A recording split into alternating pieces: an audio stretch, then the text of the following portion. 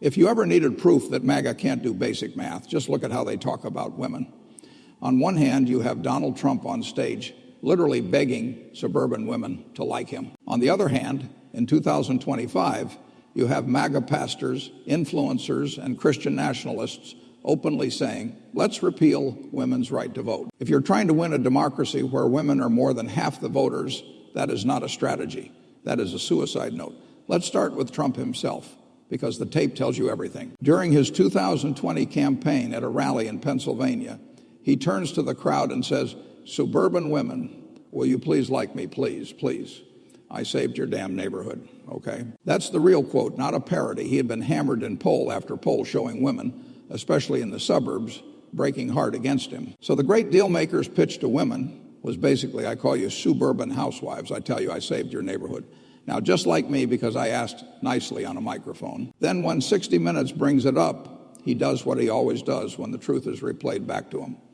He calls it fake news. The interviewer says, you said to suburban women, will you please like me, please, please? Trump's answer is, oh, I didn't say that.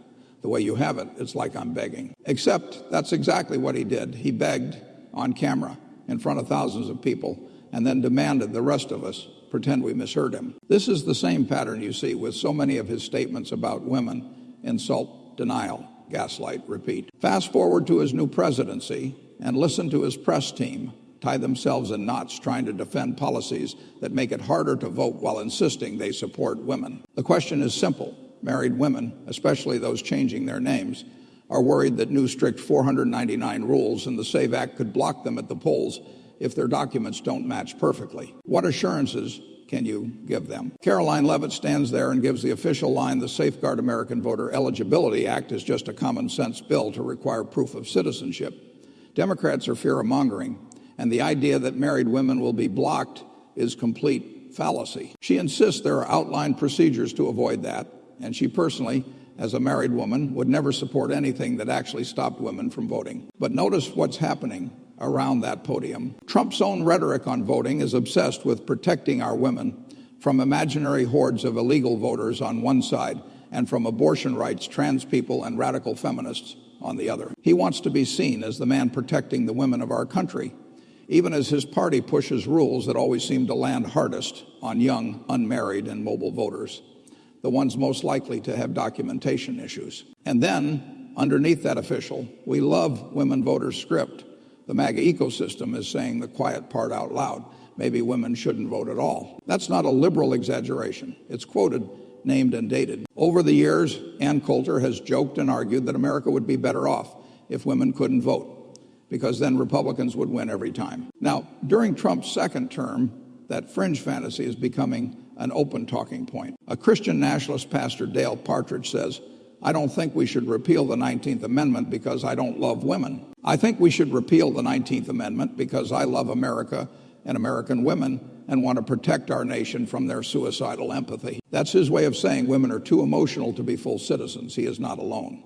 Manosphere influencer Andrew Tate has publicly called for the U.S. to stop letting women vote. Anti-feminist YouTuber Hannah Pearl Davis has repeatedly pushed the idea that women's suffrage was a mistake and should be reversed. Idaho pastor Doug Wilson, tied to Trump ally and Defense Secretary Pete Hegseth, is another loud voice against women's suffrage. This isn't just one drunk tweet. This is a pattern. Pastors with churches, influencers with millions of followers, right-wing authors and YouTubers, all repeating the same core idea.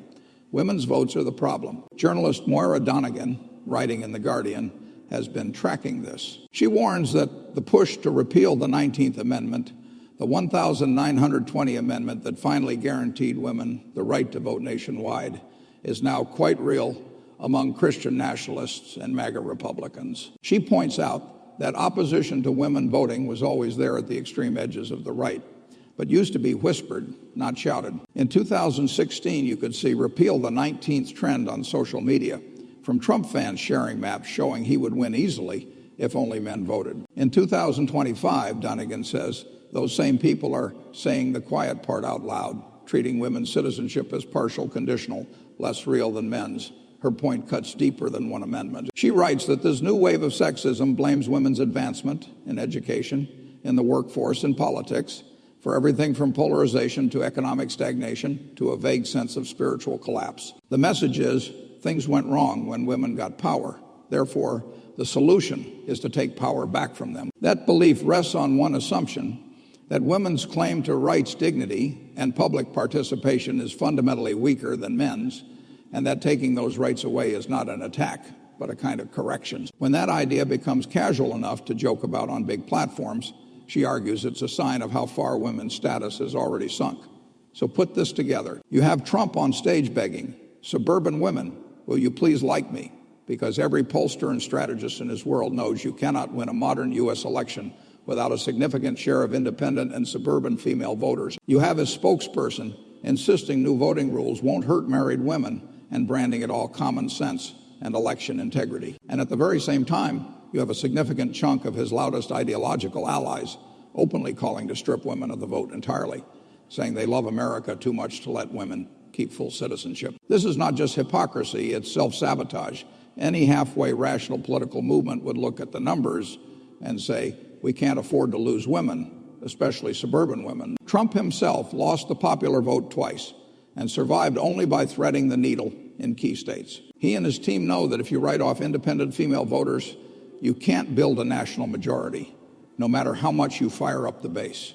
Yet the cultural engine of his movement is now built around humiliating women, restricting their bodily autonomy, and in its most extreme form, fantasizing about taking away their vote. When you see that, you learn something important about Trump and MAGA. He has always said he loves the poorly educated. He has always praised the evangelicals as his most loyal base. And he is now attached to a movement where influential voices think the real problem with democracy is that women have too much say in it. For a man who has to stand on a stage and beg women to like him, that is the ultimate own goal. It is his people attacking the very voters he needs to survive.